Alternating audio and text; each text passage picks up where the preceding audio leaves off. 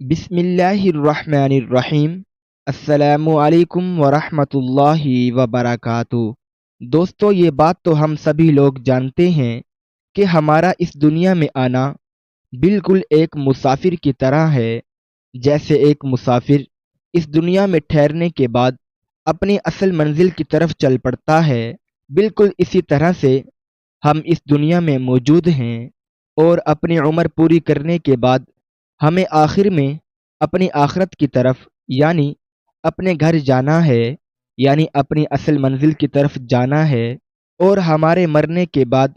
ہمارے اعمال کے مطابق ہمیں جزا و سزا کا فیصلہ دیا جائے گا۔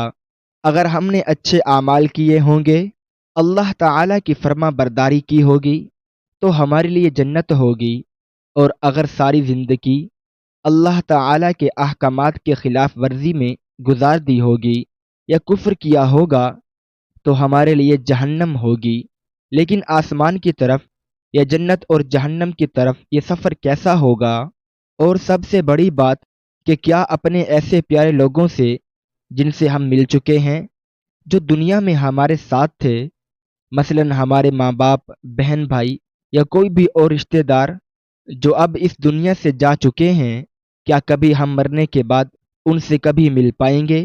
انہی دونوں سوالوں کے جواب ہم آج کے اس ویڈیو کے اندر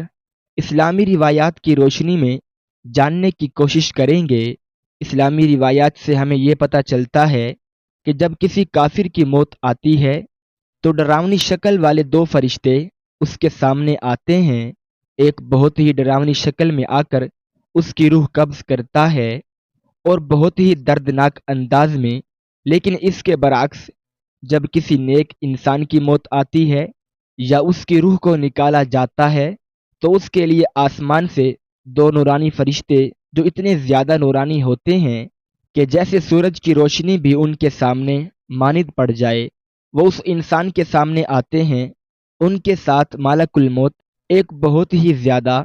نورانی شکل کے اندر اور خوبصورت شکل میں اس شخص کے سامنے آتے ہیں۔ ان فرشتوں سے جنت کی خوشبو آ رہی ہوتی ہے،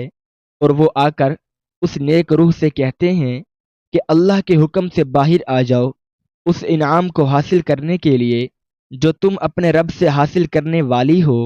اللہ کے رسول صلی اللہ علیہ وآلہ وسلم نے فرمایا کہ نیک انسان کے جسم سے روح ایسے نکلتی ہے جیسے جگ سے پانی گر رہا ہو، یعنی بہت ہی خوبصورت انداز میں۔ اور ظاہر ہے کہ یہ مثال سمجھانے کے لیے دی گئی ہے۔ اس نیک انسان کی روح کو قبض کرنے کے بعد دو نورانی فرشتے اسے آسمان کی طرف لے کر جاتے ہیں۔ آسمان کی بلندیوں پر جاتے ہوئے یہ نیک روح اپنے آس پاس فرشتوں کی جماعت کو دیکھتی ہے۔ آسمان میں موجود یہ فرشتے اس جنتی روح کو جاتا ہوا دیکھ کر پوچھتے ہیں کہ یہ کس کی روح ہے جو اتنے اعزاز کے ساتھ اور اتنے خوبصورت انداز میں جا رہی ہے؟ دو نورانی فرشتے جو اس روح کے ساتھ موجود ہوتے ہیں، وہ بتاتے ہیں کہ یہ فلاں ابن فلاں کی روح ہے۔ پھر یہ روح پہلے آسمان پر پہنچتی ہے، اور پہلے آسمان کے دروازے پر پہنچ کر وہاں موجود فرشتے پوچھتے ہیں کہ یہ کون ہے؟ ان فرشتوں کو بتایا جاتا ہے کہ یہ فلاں ابن فلاں کی روح ہے جو کہ جنت میں جا رہی ہے۔ اب جنت میں جانے کے لیے پہلے آسمان پر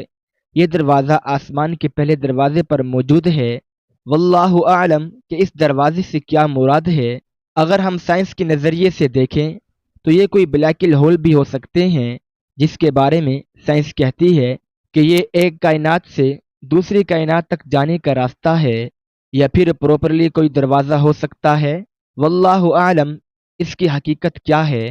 لیکن اس کے بعد یہ فرشتے اس روح کو لے کر دوسرے آسمان پر جاتے ہیں، اور وہاں بھی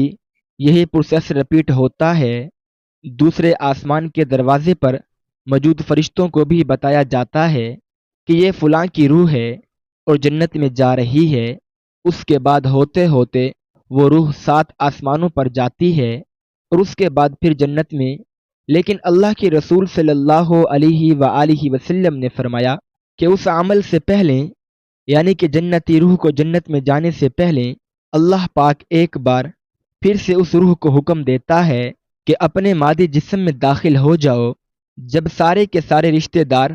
اس کے مادی جسم کو دفنا کر واپس جا رہے ہوتے ہیں تو اللہ تعالی پھر سے اس روح کو اس مادی جسم میں داخل کرتا ہے، جس کے بعد دو فرشتے منکر اور نکیر حساب لینے کے لیے اس کی قبر میں آتے ہیں اور اس سے 3 سوال کرتے ہیں، اور وہ 3 سوال یہ ہیں: تیرا رب کون ہے؟ تیرا دین کیا ہے؟ اس شخص کے بارے میں تم کیا سوچتے ہو؟ یعنی کہ محمد صلی اللہ علیہ وآلہ وسلم کے بارے میں اگر کوئی مسلمان روح ہے تو وہ جواب دیتی ہے کہ میرا رب اللہ ہے، میرا دین اسلام ہے، اور محمد صلی اللہ علیہ وآلہ وسلم اللہ کے بندے اور اس کے رسول ہیں اور میرے آقا ہیں، جبکہ کافر کے منہ سے ایسے کوئی الفاظ نہیں نکلتے۔ جب یہ جنتی روح ان 3 سوالوں کے صحیح جواب دیتی ہے تو اس کے لیفٹ سائڈ پر دوزخ کی آگ کا دروازہ کھلتا ہے اور بتایا جاتا ہے کہ یہ وہ جہنم ہے جس سے تم نے خود کو بچا لیا۔ اللہ کے حکم پر عمل کرنے کے بعد تم نے اس سے نجات حاصل کر لی، اور اس کے بعد اس کے رائٹ سائڈ کا ایک دروازہ کھلتا ہے جو کہ جنت کا دروازہ ہوتا ہے، اور اسے بتایا جاتا ہے کہ یہ وہ مقام ہے جو تم نے اللہ تعالی کی رضا کے اندر خود کو راضی کر کے اور دنیا کے اندر اس کے احکامات کے مطابق زندگی گزار کر اسے حاصل کر لیا۔ یہ آخرت کے اندر تمہارا مقام ہے، یعنی کہ اسے اپنا مقام پہلے ہی دکھا دیا جاتا ہے کہ وہ جنت میں جانے والا ہے یا دوزخ میں۔ اس کے بعد یہ روح 7ویں آسمان کی طرف سفر کرتی ہے، اور کہا جاتا ہے کہ 7 آسمانوں پر ایک ایسی جگہ موجود ہے جو کہ جنت اور جہنم کے درمیان موجود ہے۔ یہ روحیں وہاں پر انتظار کرتی ہیں جب تک کہ قیامت کا وقت آئے، اور ان کے ان اعمال کے مطابق فیصلہ سنا دیا جائے اور جنت اور جہنم کے اندر داخل کر دیا جائے، کیونکہ قیامت سے پہلے یہ جنت اور جہنم کے اندر داخل نہیں ہو سکتے۔ وہ سب کے سب وہاں پر انتظار کر رہے ہیں، لیکن سب سے اہم سوال جو یقیناً ایک نہ ایک بار آپ کے ذہن میں ضرور آیا ہوگا اور آپ اس کا جواب جاننے کے لیے ضرور بے چین ہوئے ہوں گے، خاص طور پر اس وقت جب آپ نے کسی اپنے بہت ہی پیارے کو کھو دیا ہو، کہ کیا مرنے کے بعد جو لوگ اس دنیا میں اپنے طبی عمر گزار کر جا چکے ہیں، کیا آپ کبھی مرنے کے بعد ان سے کبھی مل پائیں گے؟ مثال کے طور پر آپ کے ماں باپ، کیونکہ سب سے زیادہ بے چینی انہی سے ملنے کے لیے ہوتی ہے۔ اس کے علاوہ آپ کے رشتہ دار، آپ کی بیوی بچے یا کوئی بھی اور قریبی رشتہ دار۔ اگر میں تمام اسلامی روایات کو مد نظر رکھتے ہوئے آپ کو ایک لائن میں جواب دوں تو اس کا جواب ہے کہ ہاں، آپ ضرور مل سکیں گے۔ نہ صرف مل سکیں گے بلکہ وہ لوگ آپ کا انتظار کرتے ہیں، بلکہ ایسے ہی جب آپ کا کوئی قریبی رشتہ دار ملک سے باہر موجود ہو اور آپ کئی سالوں کے بعد اسے دیکھنے کے منتظر ہوں، اسی طرح سے آپ کے رشتہ دار بھی آپ کے انتظار میں رہتے ہیں اور آپ مرنے کے بعد ان سے مل سکیں گے، لیکن صرف ایک شرط ہے، وہ یہ کہ جس شخص سے آپ ملنا چاہتے ہیں وہ جنت میں موجود ہو اور آپ بھی اپنے اعمال کے مطابق جنت میں ہی جائیں۔ یعنی کہ اگر کوئی آپ کا رشتہ دار جہنم میں موجود ہے خدا نخواستہ اور آپ جنت میں چلے جاتے ہیں تو آپ اسے کبھی نہیں دیکھ پائیں گے، نہ ہی اس کی سفارش کر پائیں گے، اور نہ ہی اس سے کبھی جہنم کی نجات حاصل کروانے کے لیے کچھ کر سکیں گے۔ اور سیم یہی کسی جہنمی کے ساتھ ہے کہ خدا نخواستہ آپ کو بھی اگر جہنم میں جانا پڑا اور آپ کا رشتہ دار بھی جہنم میں موجود ہوئے تو یہ لوگ آپس میں جہنم میں مل سکیں گے۔ حضرت عائشہ رضی اللہ تعالی عنہا سے پوچھا گیا کہ حضور پاک صلی اللہ علیہ وآلہ وسلم کے آخری الفاظ کیا تھے؟ ام المؤمنین حضرت عائشہ رضی اللہ تعالی عنہا نے فرمایا کہ آپ صلی اللہ علیہ وآلہ وسلم کے آخری الفاظ سورہ مرسلات کے تھے۔ اس کے بعد جب آپ صلی اللہ علیہ وآلہ وسلم بہت زیادہ بیمار ہو گئے اور آپ کا بخار، تو آپ نے سورہ نساء کی آیت 69 اس طرح سے تلاوت فرمائی، جس کا ترجمہ کچھ یوں ہے: اور جو لوگ اللہ اور اس کے رسول کی اطاعت کرتے ہیں وہ قیامت کے روز ان لوگوں کے ساتھ ہوں گے جن پر اللہ نے بڑا فضل کیا، یعنی انبیاء اور صدیقین اور شہداء اور نیک لوگ اور یقیناً ان لوگوں کی رفاقت بہت ہی خوب ہے۔ اس آیت مبارکہ سے ہمیں یقین ہو گیا کہ قرآن پاک میں بھی واضح طور پر یہ لکھا ہے کہ جنتی روحیں مرنے کے بعد اپنے قریبی رشتہ داروں اور جنتی روحوں سے ملاقات کریں گی، اور وہ لوگ ان کے منتظر رہتے ہیں اور ہمیشہ کے لیے ان کے ساتھ رہیں گے۔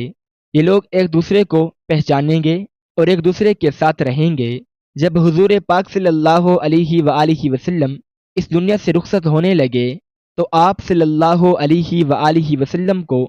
بہت زیادہ خواہش تھی کہ آپ اپنے قریبی رشتہ داروں کو مل سکیں، ایسے لوگوں سے مل سکیں جن کو آپ دنیا کے اندر بھی بہت زیادہ پیار کرتے تھے۔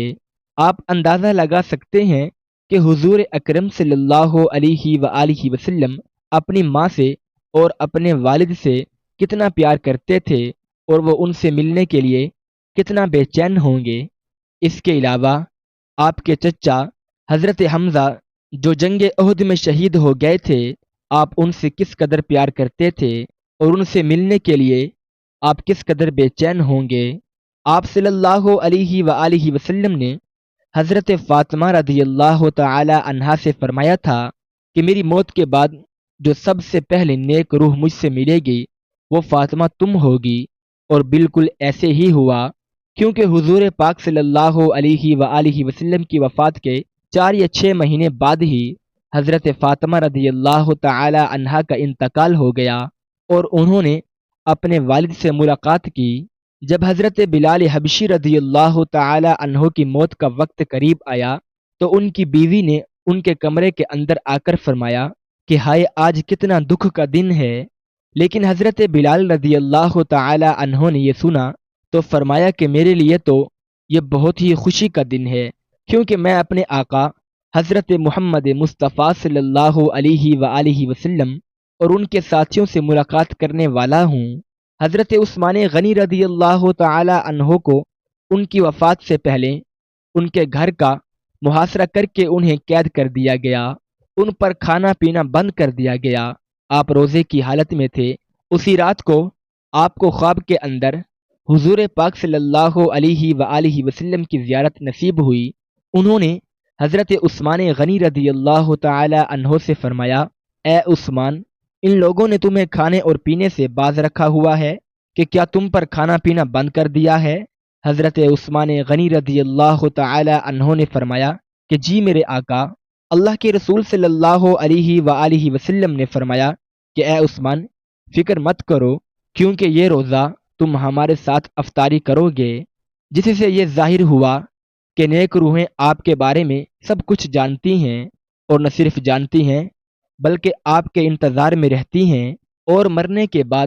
ہر جنتی روح ایک دوسرے سے ملاقات کرے گی، اور نہ صرف جنتی روح سے ملاقات کرے گی بلکہ اللہ تعالی کے رسول حضرت محمد صلی اللہ علیہ وآلہ وسلم سے اپنے آقا سے بھی ملاقات کریں گی، کیونکہ جنت کے اندر جتنے بھی لوگ موجود ہیں وہ سب ایک دوسرے کو مل سکیں گے، لیکن اس کے لیے شرط یہی ہے کہ ہمیں جنت میں جانا پڑے گا، اور جنت میں جانے کے لیے سب سے بڑی کنجی ہے اللہ تعالی کے احکامات کے مطابق زندگی گزارنا۔ سو اس دنیا کو چھوڑنے کے بعد